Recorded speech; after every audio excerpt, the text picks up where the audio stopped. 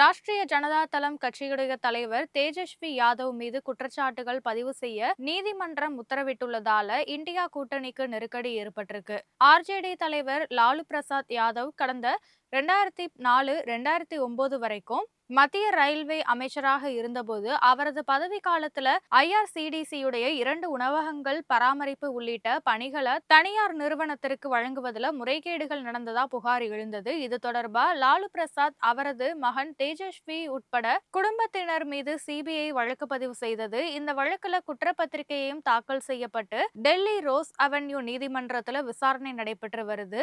இந்த நிலையில இந்த வழக்கானது மீண்டும் விசாரணைக்கு வந்தபோது லாலு பிரசாத் அவரது மனைவி ராப்ரி தேவி தேஜஸ்வி யாதவ் உள்ளிட்டோர் மீது குற்றச்சாட்டுகளை பதிவு செய்ய நீதிபதி உத்தரவிட்டாரு. இந்த உத்தரவு அந்த கட்சியினரிடையே அதிர்ச்சியை ஏற்படுத்தி உள்ளது.